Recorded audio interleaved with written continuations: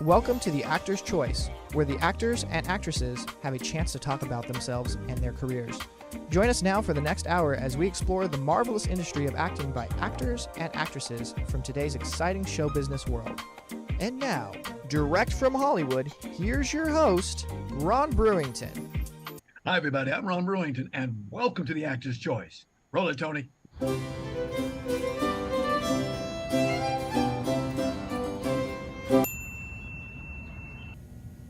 I'm Ann Noble, and I am currently the company manager of Antias Theater Company.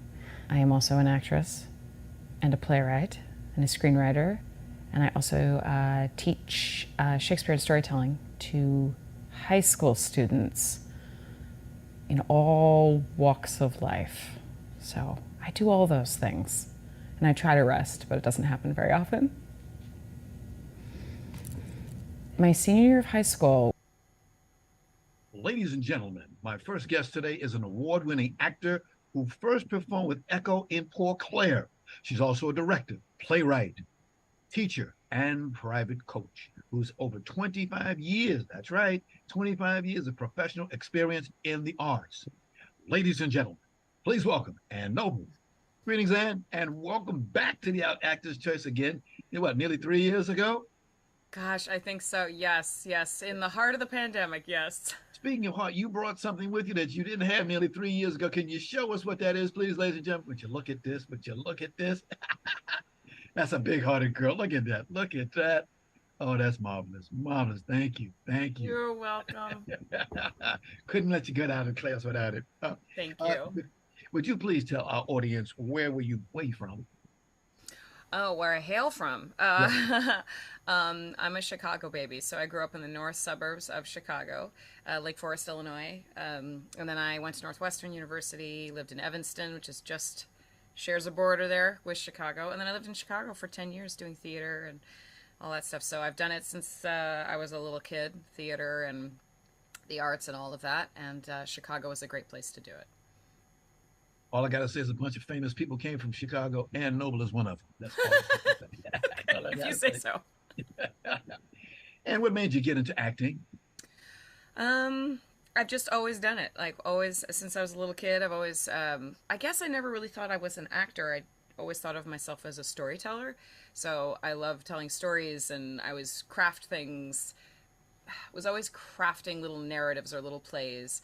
That was something I've done since I was a little kid. There was always in a little adventure, a little story to create. And so I think I've just always done it. And then both my parents, my dad's a musician and a conductor, and my mother was an actor and a singer when they were first married. And my father conducted musicals, and they worked at the Woodminster Amphitheater in the Bay Area. And they did 4 summers of musicals there. And so then they went off and did business things and other things for their life as they raised their kids. But so that was always in the sort of heart of my family. And so when I started to have that inclination of telling stories and performing, I think it just, they were instrumental into allowing me to have the resources to foster that passion of mine. Passion. Speaking of passion, there's a guy named William Shakespeare. You took to him, didn't you? A little bit. William, what's his middle name? I've always wondered what's his middle name. I don't know. I don't know if he has one. Nice. That's a good idea.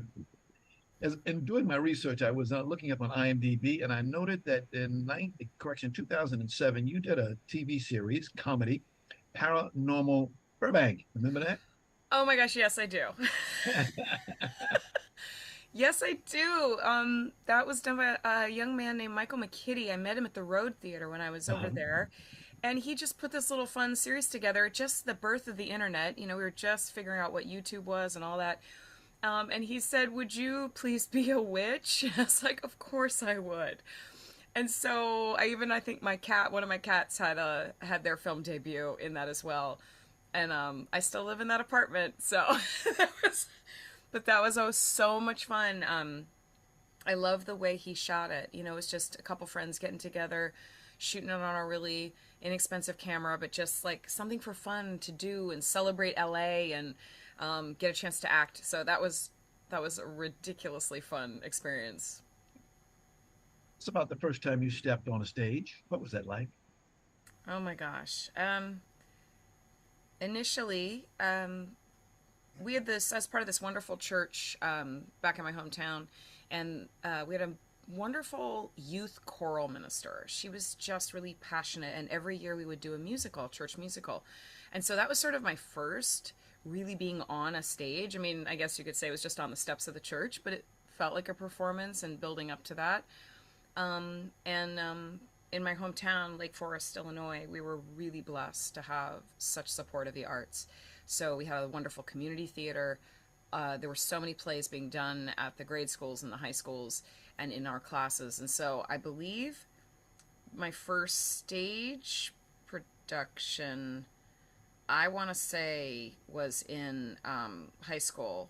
I was in Tea and Sympathy. Wonderful play. And that was like my first, I felt like my first real play. I think that was my first real play. But there were many when I was really young, but I think that felt like the first real thing. Okay.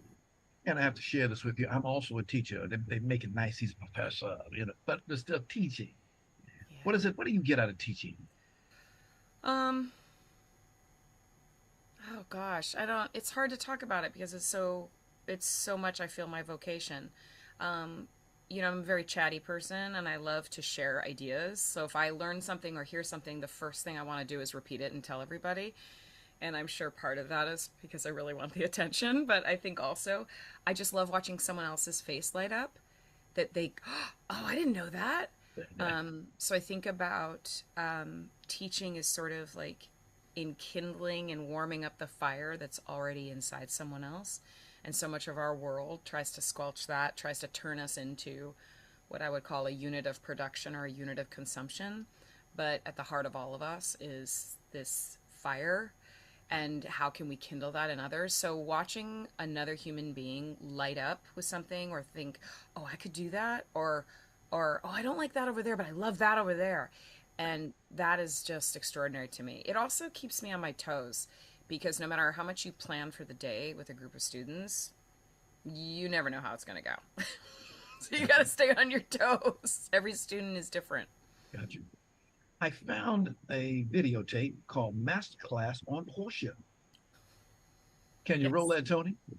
Context is a sure sign you're being conned. So I'll say that again. A text without a context is a sure sign you're being conned. So what we're going to be doing through this first step with the text is taking the text and giving it context so that I know what I'm saying. And if I'm an audience member and I'm watching you perform, if you don't know what you're saying, then I don't trust you. Then I lean back, I'm like, they don't know what they're doing. But if you know what you're saying, I'm like, oh, what are they? Oh, I caught that. That making some noise. Tony, I caught that. You did something very interesting, and you are now doing a play. Please tell us about this play. So the play I'm about to open next week with the Echo Theater. Yes. It's called A Bella Incarceration. Okay. And it is a solo performance. So it's a solo show, so it's just me. I've written it, conceived of it, came up with it, and will be performing it and directing myself. And it's a clown. So you can see, you saw in the little graphic there, she's got the little pink clown nose on. This was something I sort of discovered in the pandemic. I did a solo show a year ago with Echo called Little Parts Hunts a Baby Daddy. And it was just an incredible experience. In the pandemic, when we were all stuck on Zoom in this format right here, I think a lot of artists were trying to figure out ways to make this work and not make it feel like really lame video conferencing. We're trapped in this little box. But then I thought, well, what happens when you're trapped in a box? And what happens when we only see, this little frame? And so I started teaching a workshop in solo performance. It was something I figured we could do really easily because you can't really do acting on Zoom. Of course, we've learned we can, but at that time. So I started teaching a workshop in solo performance, and I'm sort of the belief that you should never ask your students to do something that you won't be willing to do yourself. And so as my students were working on their solo shows, I started working on my solo show. And this clown idea just kind of came to me. I don't know exactly where it came from. But then when we were coming out of the pandemic, the wonderful Chris Fields, who runs the Echo Theater, whenever they produce a play, they love to have something on every night at the theater. So they're in the space. Let's have something on. Let's workshop stuff. Let's show off our company members. And he's like, I've heard you got solo shows. I was like, well, not solo shows, but I have one. And so I did that last year, and it was such a challenge. It was difficult. It was very well received. It helped support the theater. And so I just called up Chris. I'm like, hey, I've got an idea for another one. Can we do this? He's like, yep, absolutely. He's just such an incredible man, and he runs such a beautiful theater with Alana Dietz as well. It was just absolutely amazing. They're doing a show right now called Crabs in the Bucket, in a Bucket, and that's about to open. And so they offered me up the space on Tuesday nights. So the play it's a clown, and it's a young woman who's been incarcerated. She's been put in jail for an act of civil disobedience. And while she's in jail, she is obviously having a very difficult time, but she's very curious as to why people commit the acts they commit of civil disobedience, why they protest, why they stand up for things and are being willing to be maybe arrested, put in jail, and what is the cause of that. And so she kind of conjures up some women from history to ask them questions. So that's kind of the frame of it. I won't go into more detail than that, so you should come see it. But that's what's going on. I understand. Now, you mentioned Little Parts, Hans for Baby Daddy. You've come a long way, as they say. Come a long way. We just happen to have that video. Roll it, Tony. Or maybe I wish I hadn't. I don't know. There's so many things I don't know. But that used to be okay. Or maybe it didn't. And maybe things unknown have always been. I suppose I have to acknowledge the circumstances surrounding the event. But I just don't think that circumstances can be blamed entirely. I mean, she said it. Big eyes she's got, ladies and gentlemen. Big eyes. Wow.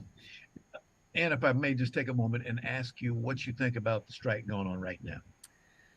Well, it's good. It's good for people to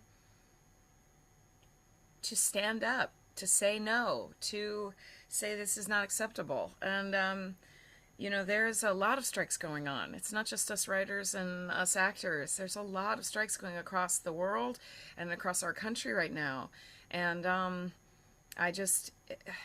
this is the last thing that we have as people, to stand up to the powerful, and is to be a part of a group, of people. Maybe we don't all believe the same thing, but we suffer the same things. So can we stand together? So I think it's painful, and it's hard. I coach a lot of actors, and right now it's very frightening. They're, okay, what do we do? I've got a lot of writer friends there. It's painful. But the point is, we have to learn how to stand together again. I heard a statistic that we have less unions now than when they were illegal in this country.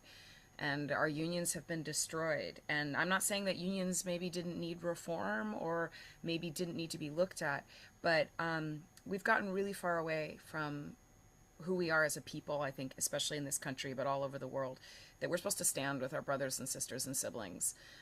We're not supposed to be squabbling with each other, because there are forces at work that are basically sucking the wealth out of this country and out of the world. And if we don't stand up, we don't stand on that picket line, and we have to be willing to suffer ourselves. I think it's really easy, and I'm not saying it's not great to post stuff on social media and to do all that, but we kind of have to get into the streets with our bodies, and if we're not willing to put our bodies on the line. So I think it's a great thing. I think it celebrates what our country and our world is supposed to be about.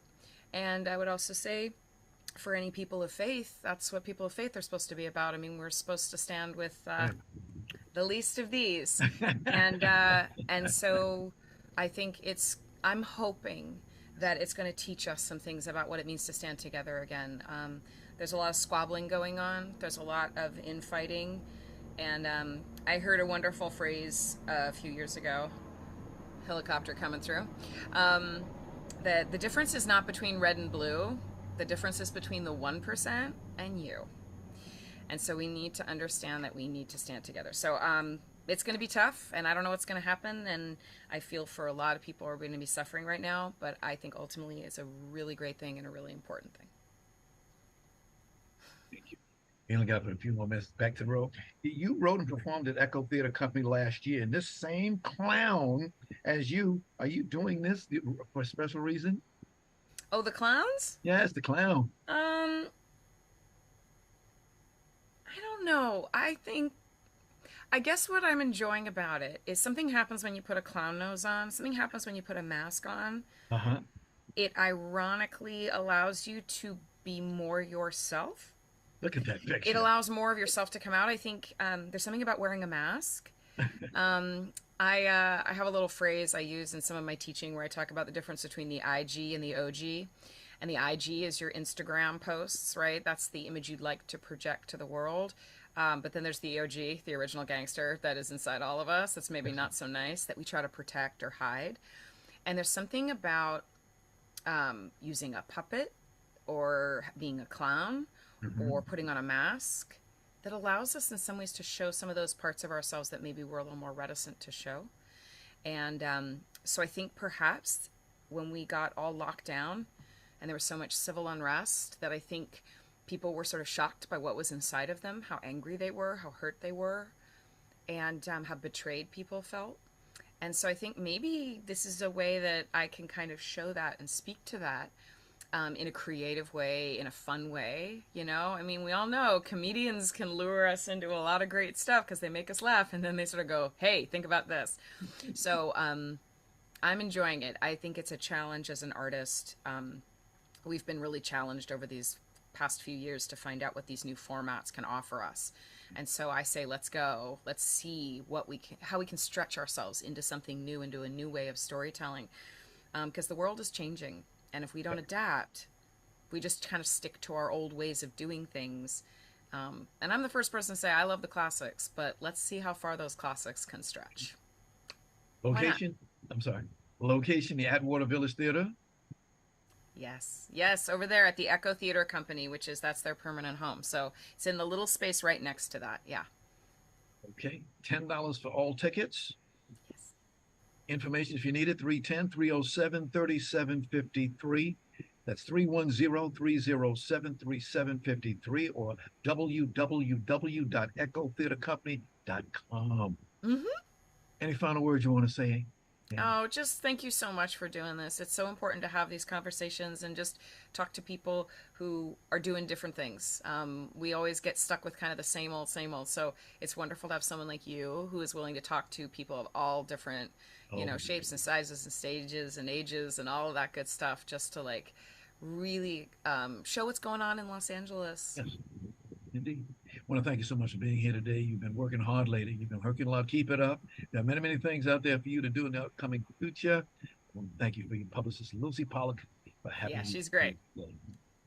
Ladies and gentlemen, Ann Noble, thank you. Thank you, sir. And please don't wait 2.5 years to come back again, please. Okay, you got it. Okay, thank you. This is the Actors' Choice. I'm your host, Ron Brewington. Roller Tony. We would like to let you know that we're asking the Actors' Choice Squad to help us get former baseball player Kurt Flood into the Baseball Hall of Fame. Now, Kurt passed away January 20, 1997. He was the husband of one of our wonderful guests, renowned actress Judy Pace. So please, all you do is contact the office at 213-349-3941. Ladies and gentlemen, that's number is 213-349-3941. We sincerely thank each and every one of you for being a part of this magnificent award for a great baseball player. Roller Tony. Ladies and gentlemen, do you want to get into broadcasting? Let me take a moment of you and ask a very important question, and that is, have you ever thought about getting into broadcasting? You know, the money is good. You meet a lot of people. You go to different places. It's just a start. I teach a class over at Santa Monica College two days a week, Tuesday and Thursday. Give you a chance to take all the 25 years that I've got in the business and offer it to you, the skills of broadcasting, announcing, and production. Okay? All you need is one telephone number, 323-533-1036, 323-533-1036, okay? Like I said, do you want to get into broadcasting? Okay? Brother Tony?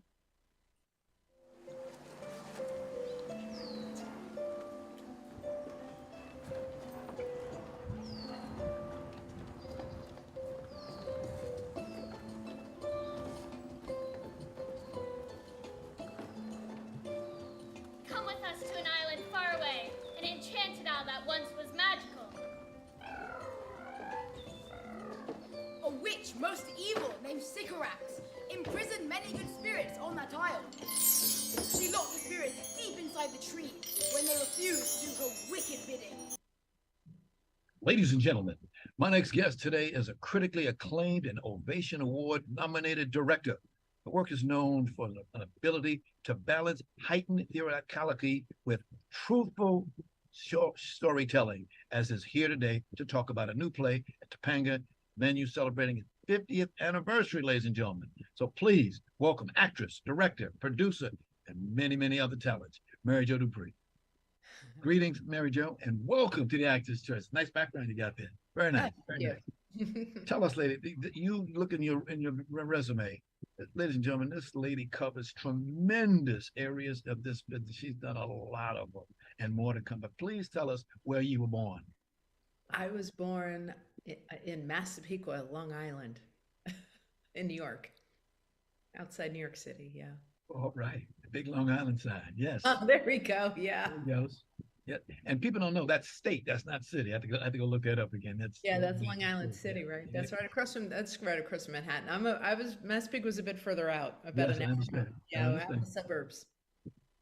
Tell us about that video we saw at the start. I understand it's 25 years ago at the West Side Waltz. They called it The Tempest.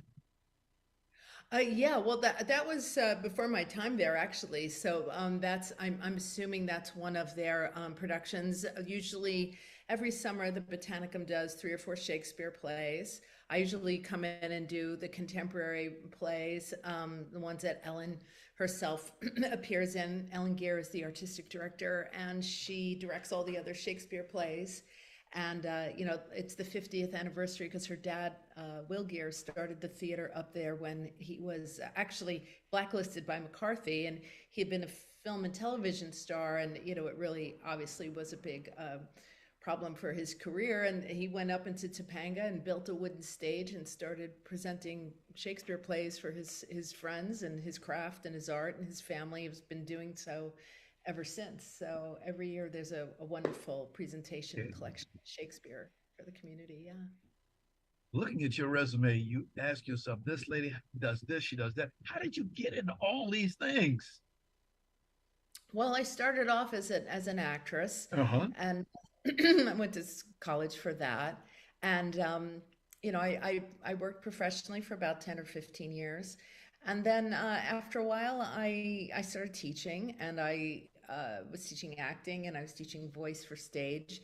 And I really was interested in, becoming part of a faculty. So I went back to school to study directing so I could acquire the skills to be part of a department, really was my first goal, and be able to take on, the department productions. And then as I got into it, just sort of took a life of its own, and I started doing it professionally. Wow. As I go through it, I see you are the only certified West Coast teacher of the Katie Agresta technique. Yeah, vocal technique. Yeah, that's my sister, Katie Agresta, is a very famous voice teacher. And back in the 70s, she was studying the opera. She's a singer herself. And my brother was a rock guitarist, and the singer in his band kept losing his voice because in those days they were singing Led Zeppelin and The Who and things like that. So Katie worked with her teacher, Dr. Edward Dwyer, and developed, adapted her training and worked with hard rock singers to, strengthen and heal their voices. And she did that for many, many years. And then when I first got out of school, her client, Cyndi Lauper, became very, very famous, as we know. And so Katie trained a handful of us to teach her work because she was getting so many clients at the time, and she was writing for the music paper in the New York area at the time.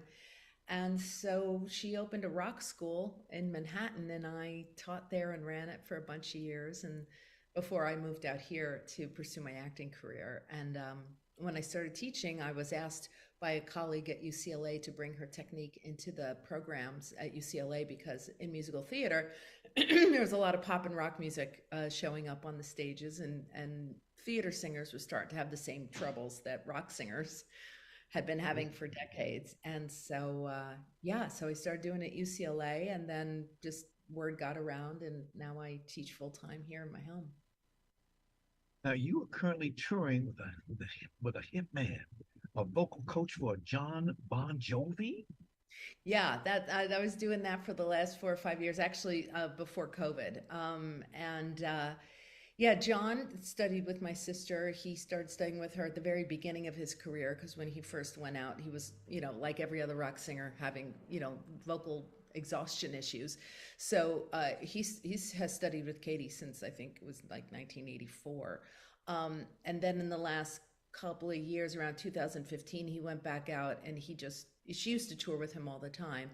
And he wanted somebody to go with him and she wasn't available. So I stepped in to support her and he in continuing his vocal work. Yeah. Okay. Yeah. All right. So okay. Mary Jo, you have done over the years a ton of work at a very well-known theater in Topanga, California, known as, ready, ladies and gentlemen, try this one, Will Gear Theatricum Botanicum. Yeah. That 25 times. Yeah, it's a mouthful. Am I correct? Yeah, that's how you say it. I was practice on this one. I said, it can't be wrong. But as a couple of days ago, a play called A Perfect Ganesh, with you as the director, opened up. Mm-hmm. Yeah. Yeah. It's a beautiful play by Terrence McNally. Excuse me. And every year, Ellen sends me a couple of plays in the fall to look at. And we both settled on this one. It's really a beautiful journey to women from Connecticut go to India. They've both suffered the loss of their sons at different points in their lives. And they go to India for a healing to try and, make peace with where they are in their lives. And they encounter Ganesh himself, the Indian god. Because there are a lot of things. We have only a short amount of time. When I've got some some pictures. Tony, can you play these and have this lady take us one by one? Who are these people, please? Okay, well, that's Will Gear. That's Ellen's dad. That's the gentleman I was talking about before. And, when for those of us of a certain age, we'll remember the Waltons. And he was grandpa on the Waltons. And when he got the Waltons, that was really the return back to television and film for him after, suffering, Joseph McCarthy's dark period of our American history. And but the theater kept going and he started working on TV again. Yeah. Okay. Next picture, please. And that's Ellen. That's the beautiful and brilliant Ellen Gear, who I'm so honored to be able to direct every year. Yeah. We had the pleasure of having her on the show a couple of times. Just a marvelous lady. Yeah. Okay. Next picture, please. There's the box office. That's the box office where you can come up and buy your tickets. Okay. Yes. And, someone posted the other day on Facebook, the actors are on strike, so please come support us in live theater. This summer, they've got the Scottish play running. They do Midsummer every year. Ellen's also put together something called The War of the Roses, which is a compilation from the history plays from Margaret's perspective, and then our production of A Perfect Ganesh. So there's plenty to see. And there's right behind that area is the area where you can picnic. So if you want to come early, you can sit out in the woods and have some wine with your friends and, stop at Whole Foods or whatever, get some dinner and come up and sit before the show. It's really lovely. Yes. Next picture, please. It's like a quiz. What's next? Okay, Tony, next picture, please. This is the main stage. That's the main stage. Okay, we'll move on to the next video. One of the things that happens that this play you get ready to do called A Perfect Ganesh. Mm-hmm. Roll it, Tony, please.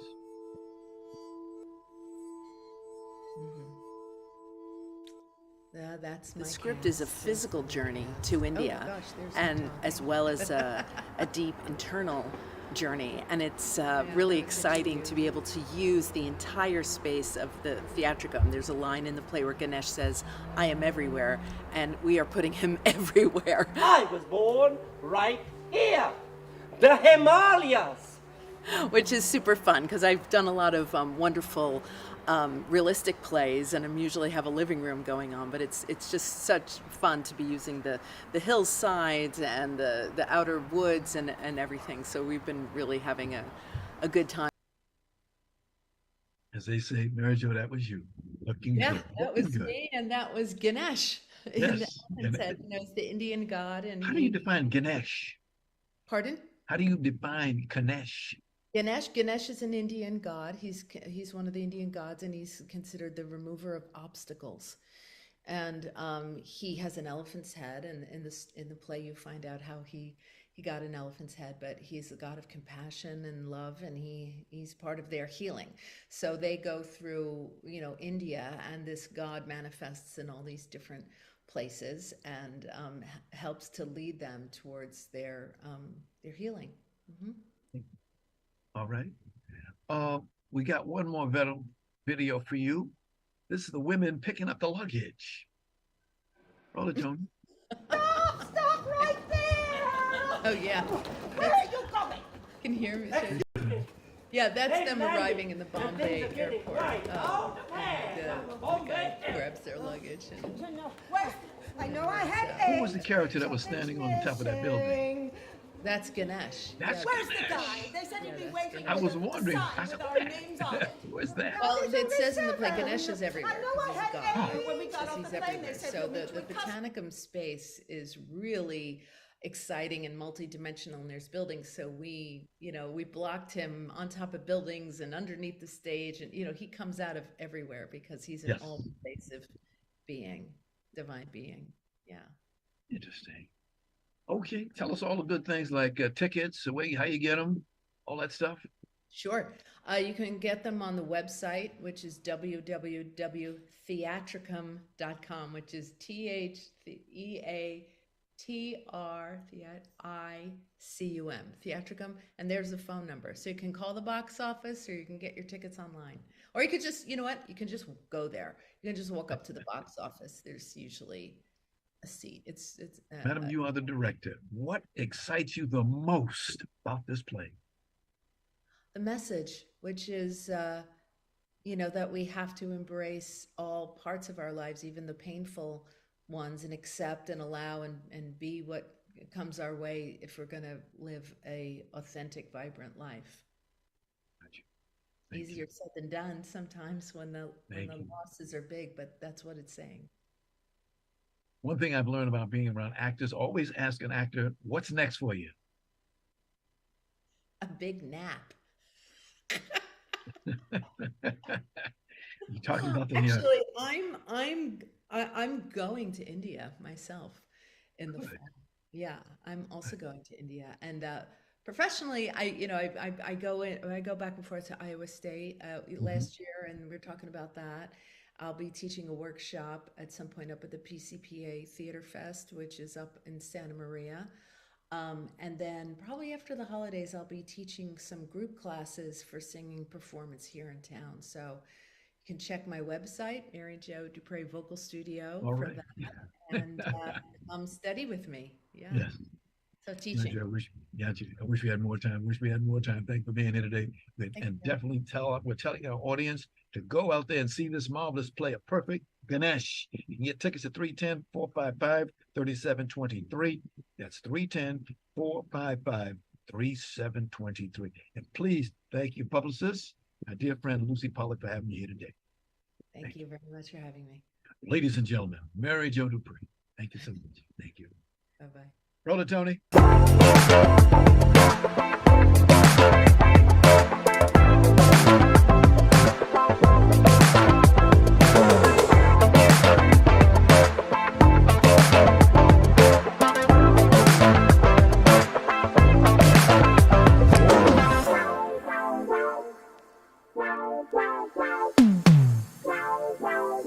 Sure, my sound is on here.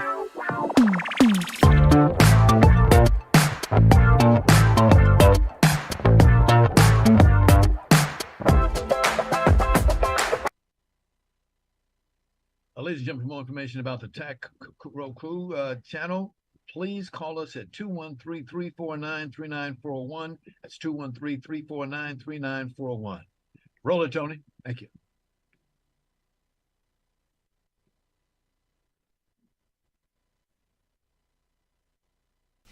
Why are you dressed like that? Who are you supposed to be? Cody, I'm your father. I'm harder than you'll ever be. You just whitewash like the rest of them sellout niggas. Get the fuck out. Fuck you. Get the fuck out! Ladies and gentlemen, my next guest today is widely known actor, director, and producer with nearly 60 IMDb acting credits. He's done a terrific job since he started back in 1984. He'll be the upcoming director, if the strike ends, for an adventure film about a young Native American who sets out on his passage. The film is called Two Nations. So, without further ado, ladies and gentlemen, please welcome Mark E. Ridley. Welcome, Mark, and welcome to the Actor's Choice, sir. Thank you, Ron. So privileged to be here. Thank you so much. My pleasure, man. Especially, I hope that how you think about this threat that everybody walk around with patents in their hand, strike? You know, I'm saddened, but I'm at the same time I'm enlightened, and I'm excited about the changes that should and need to be changed for this industry. It's a long time coming, and I think people are standing strong in their belief and their solidarity, and we must make some changes in this environment. Yes. Amen. Amen. So, lots to know. Where did you come from? I'm originated from Ann Arbor, Michigan. Ann Arbor, Michigan. Oh, yes. A lot of famous people come out of there. Yes. Indeed. Yes. Absolutely. Looking good. Okay. What made you come into the acting business? Well, I come from a musical family, Yes. playing trumpet and sax. My father was a band leader. My mother, she played for, various churches, organizations, and she played every now and then for Little Richard when he would come to town here in LA. And I was a little boy. I was playing trumpet and sax with my family. I think I got my first taste of film doing a Jim Kelly film back in the day as an extra. And I got kicked over a pool table. I enjoyed it, So from there, I just kind of morphed naturally into doing acting. I think I did my very first role in a film somewhere in the 80s, I think it was, early 80s. Mm-hmm. And it was a horror film. That's a B classic right now. It's called Night Train to Terror. I didn't know anything about what I was doing, but I played this character, named Prince Flabutu. And I kind of liked what was happening, And I started modeling. I was modeling, actually, doing a lot of high fashion modeling. Got involved in that, print, advertisement, magazine covers, runway. And I think it's kind of a natural progression. A lot of people that I know over the years, they model, start doing commercials. It's kind of like a hand and glove situation.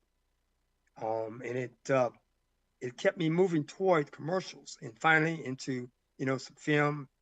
I did some background for a hot minute. And I think it was my first background that kind of said, I can do this. I think I'm going to be in front of the camera, And it just kept moving slowly, going to school and training and being around positive, entertaining people that knew a whole lot more than I did. You went to school, got an education, but you got into this business, and your first film credit that you got, IMDb, was called Death Wish Club, 1984. That's right. There it is. What was that like when you found? Because back in those days, it was a little bit different back in them days than it is now. It was. Like I said, I didn't really know much. I was just, I was cast in it. And I didn't know what I was doing, good or bad, but the director liked what I was doing. I played this character. I kind of looked like Jimi Hendrix in it, really, because I had a headband on it. My hair was long, kind of curly. So it was quite intriguing to be able to be on a set, work with other people. They had a lot more experience than me, and finally see the end product of it. And it's a cult movie right now. And it's one of those B movies that has lasted all these years, and somehow people find it exciting to see this movie. And it's a horror film, but it was a great experience. It kind of brought me into this industry with a little trepidation, but still with some excitement at the same time. Yeah. What kind of roles do you like to do? I'm open to all type. I really am. I think I love action. I love drama. I like comedy, and I believe that I have a little bit of both inside of me to exercise that, on screen. I found that in my research, you love to do short films. I do. You do mini series, TV series, but you do twice as many short films, 3 times as many. Well, I see short films, it's like an avenue. It's a training ground. It yes. Still gets you out there. You're seeing, you're able to work with a lot of people. It's a step ladder, to doing greater things.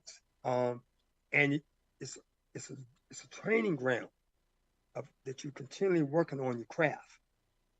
And you're able to work with directors that are notable and coming up at the same time. Yes. And I think that's a good thing. I mean, I've enjoyed that process. Okay. Yeah.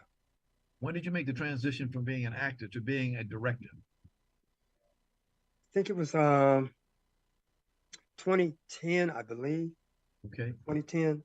And I did my first, I actually was before that. I actually was doing like a Comcast thing. It was a variety show. And I thought I was going to be the next, Chappelle, doing skits and comedy. And it didn't quite work out. But I did learn a lot. And I was willing to risk the ridicule and risk the fun at the same time, enjoy myself, writing skits. And I got some bad advice on some editing. So I just kind of nixed it. I didn't really want it out there. It's a little bit out there still, but I learned a lot from my mistakes, from the mistakes of others. And I think my first film was called Dog Training. It was something that I wrote, and I thought it was kind of funny, and a few other people thought it was, and I put it out, and I completed it. Gotcha. With some help of some other professionals to help me get it out, I just saw a good movie over the weekend. Tom Cruise got his new movie out. I'm a Tom Cruise fan. I have to do that. Absolutely. He's an amazing actor, isn't he? And he does all his own jumps. I saw they said he did 25 of the same jumps. Death-defying moves. I was like, ooh, go on, Tom, do it. How would you like to be his director? I'd love it. I would love it. Hey, listen, I'm up for the challenge. I learned a long time ago, never say no. Just go for it. You don't know what blessing is going to come out of that. And so when somebody asks me, you might have that fear because you've never done it. Right. But I'm not afraid to wrap myself around other people. One of the things that I found very interesting in this business that a lot of people don't understand, because you got almost 60 credits, that means almost 60 auditions. Right. Please tell people what's the importance of that. Preparation, being open, say yes, plan how you're going to do this, know your role, know your character, build your character, understand, what the role is about, what is the film about, and be true as much as you can to the characters. And, be able to follow direction too. Following direction is very important. Here, you'll be able to make changes that the director wants you to make. It might be a sound, it might be a movement, it might be a speech pattern, it might be some words, but be adaptable. And I think that through the years, that's one of my gifts, that I can follow direction and be adaptable. And I think you have to be calm. You have to be calm. I said, everybody doesn't have the same personalities. They don't have the same way to deal with situations. But I think if you're calm and try to be reasonable, and remember what I tell people, we're all making the same film. When they're working on my set, I tell people we're all making the same film. Right. That's the end product, you know. So whether it's the person helping you with coffee, or gaffer, your producer, we're all trying to get to that finish line. So everyone on a set is extremely important. Question: once you move from actor to director, you are allowed to go back and do any more acting? Absolutely. I love both. I really love both. And whenever I get the opportunity to be in front of a camera and to perform, it feels good. It feels good because you're freeing up something that you're not worried about the lighting. You're not, that's somebody else's job now. I mean, you're conscious of it because you kind of know, but I'm free to present this character in a way that I feel it should be presented, and the writer and the directors feel. So, but I'm not worried about the smaller things because that's somebody else's responsibility at that time. So yeah, I love the back and forth. I think I want to do that until the ancestors come get me. Tell us about the change that you've seen in the industry over the past 15 to 20 years. The technology has changed. They're talking about AI, artificial intelligence these days. Where do we, as Beverly would say, where do we go from here? Well, yes, it has changed greatly from film, to digital, to this AI. And think AI presents a particular opportunity, but I think it also presents itself as an issue. I'm not sure how to address that yet. I have never tried the Chat APT or something like that. Something like that. I know I'm saying it wrong, but it's an IA program. I haven't tried it. I was really skeptical. I said, I don't want this thing to jump on my computer and I can't get it off. So I did try it, but I'm going to try it just for the heck of it. I think it's an issue though. And I think that's why the actors are striking. That's why we're out there. That's why the writers are out there striking, because it can be a way to take what you write, augment it, change it, or become you in so many ways, because it's so well versed in picking up, from what I understand, things from the internet, but it's not of human value. It has no emotion.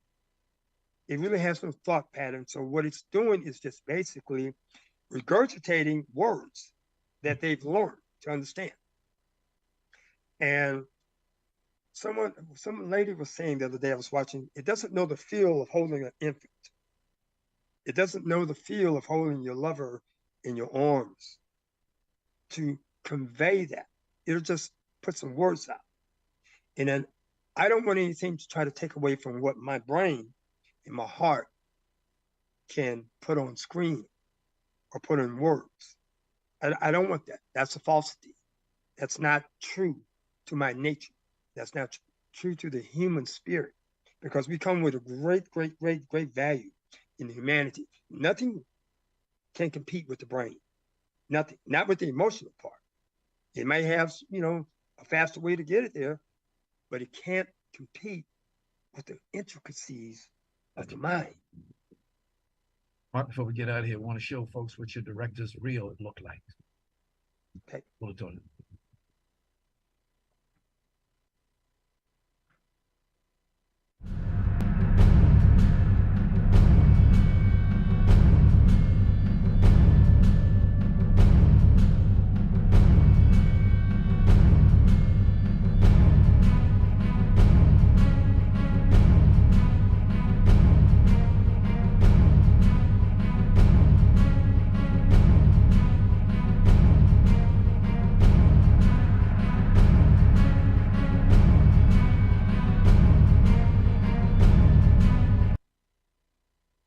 Wow, excellent work. Excellent. What's next for you, sir? What's next for you? Well, I'm writing all the time. Yep. I don't know if I can say that right now because it's right, but I'm at home and I'm working on always working on something new. several ideas.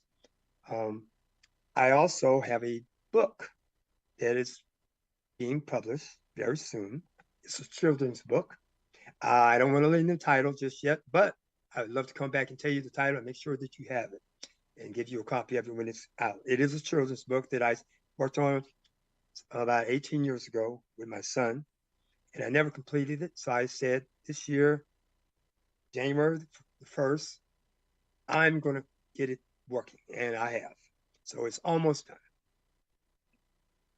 Well, we got to get you back again. Too much time, short, too much, not enough time.